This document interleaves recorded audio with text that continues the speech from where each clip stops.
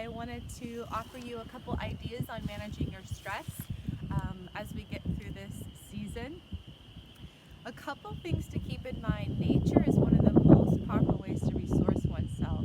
Simply, if you're getting exercise, riding your bike, that's very important because it gets the cortisol hormones out of the body, that lactic acid that builds up. It's a great detox. You're breathing harder if you're walking fast.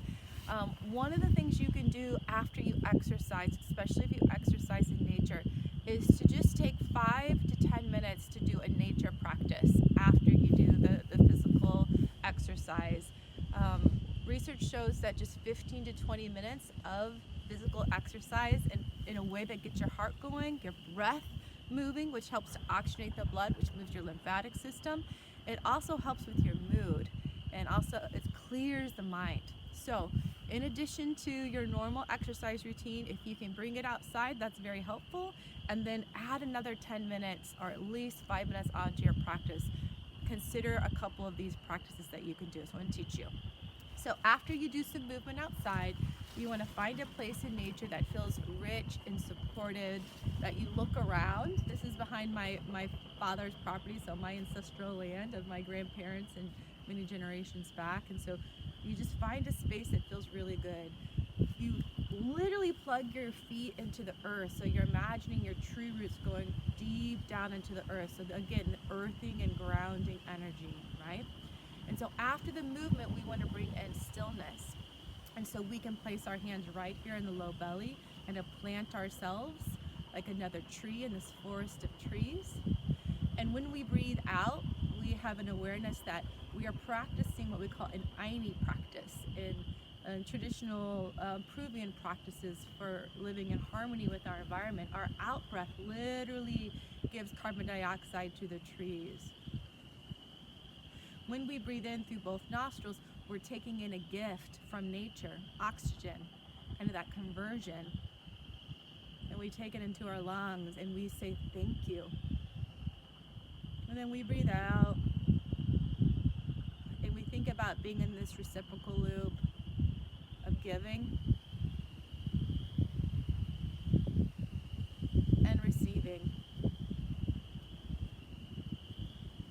Being in balance, being in harmony. We'll take 10 breaths together.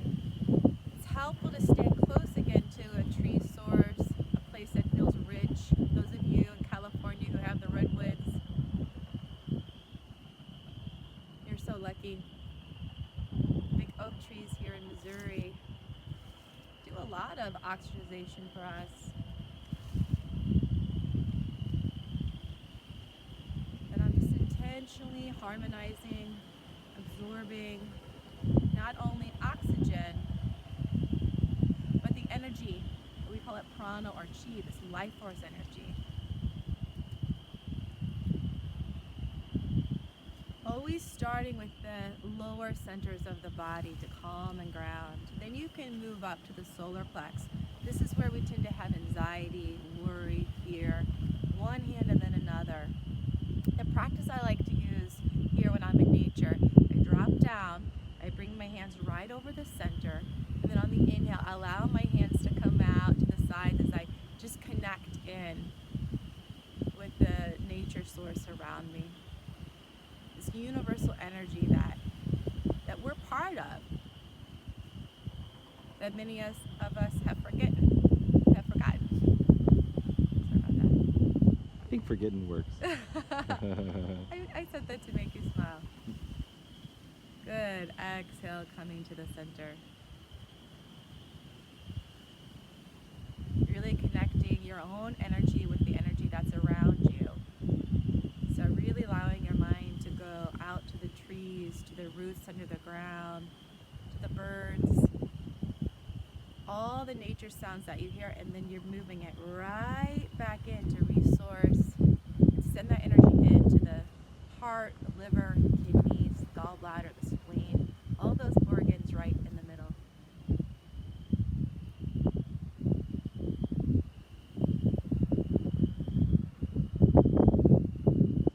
Couple more. Inhale, allowing your awareness. Mind is most important. Going out, connecting. As far as the mind will go, go. Some people say go even up, up, up to kind of the pre-Big Bang energy, right?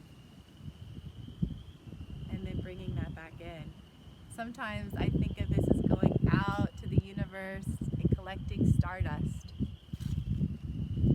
And bringing that stardust right back into my own heart.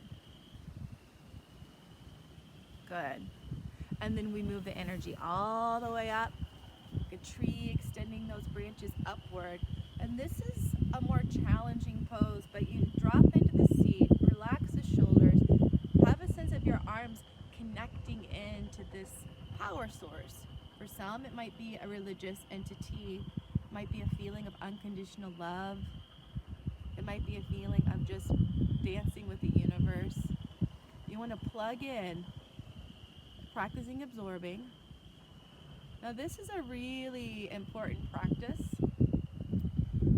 It's used in the therapy world to help overcome the stress response system, overreactivity, by remaining still when there's discomfort in the body, anchoring to the breath, reaching up and having a sense that there's something greater reaching back, filling you with energy.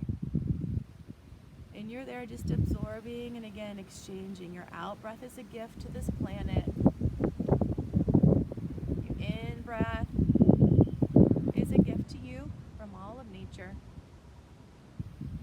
Just 3 more breaths, holding this posture steady.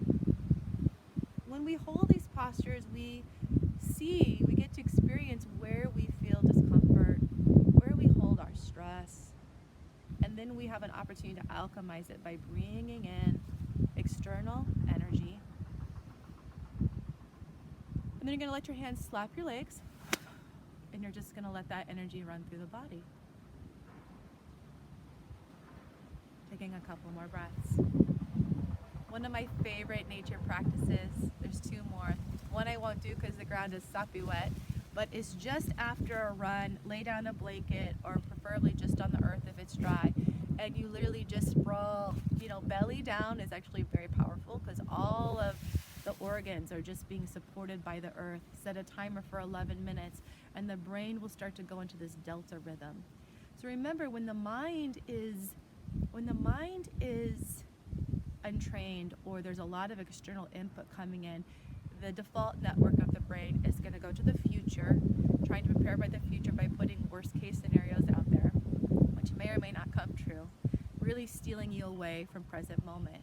Also goes to the past, also goes to evaluating what we think other people think of us and who we are in the world. And so all that rumination of the mind takes so much of our power away by not being in the present moment. Also, we want our immune systems to be as strong as possible, so the more time we can spend in what we call the delta rhythm, the better. I just heard yesterday Harvard Medical School suggesting people do yoga, qigong, things like that for their own healing, to bring them into that parasympathetic. Because what we know is that when we're in a calm, relaxed state, our body is able to digest not only physically life, but the emotional life that we're carrying. So every day, maybe instead of an hour and a half at one time, maybe 4 times a day, taking these little pattern interrupts. When we walk through the world, in my shamanic training, what we've learned, when we walk through the world, and we look for everything that's there to support us. So even the earth under our feet, how beautiful it is to give us a supportive base to walk upon. Seeing signs of spring if you're in the Midwest or other places where our food is growing, and seeing how that is a support. Looking at your table and seeing how the table that we take for granted is medicine, allows us to sit and eat and commune with others. Our silverware, having technology that's allowing us to stay connected and support each other in ways that are really meaningful. And so part of this mindset of growth mindset, positive mindset, is looking for the medicine of nature and everything it provides to us every moment. So here's a couple of practices. So again, laying on the earth for 11 minutes allows our brain, our neural pathways to match the earth's. 11 minutes, you say? It's about 11 minutes. Okay. Yeah, 11 to 13 minutes. Other techniques you can use is just actually placing your hands underneath your armpits. And Under the pits? Yeah, standing right like this. Saturday Night Live character that did that? Yeah, there's 2 acupressure points, or nadi points in the yoga tradition. We call them energy points. help to calm the nervous system and bring the right and left brain into balance. And so even periodically relaxing the shoulders, grounding down, make sure you don't lock the knees, and pressing here just for 5 to 10, breaths or so can kind of help bring the brain into balance. Wow. You can just try that and see with this little bit of pressure as you notice your breathing. Who knew? Where are you pressing it? Like, I'm just tucking my hand underneath the arm. oh, Yeah, you probably notice this when you lay on your right side in bed at night, your left nostril opens. wow. Yeah, and so these two energy, right side has to do more with the sun energy or the masculine energy, which corresponds with the left brain. Right nostril open corresponds with the right brain. When we're in a meditative state, the breath is even. We're in a relaxed, calm state. Whole brain is active. We're out of fight, flight.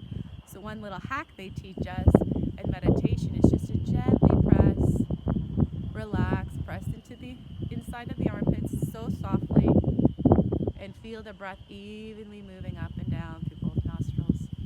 Wow. You can do this anytime. Let's just be aware of the breath moving up both nostrils. So it's like the breath comes up right here to the midbrain, activating the pituitary and pineal gland.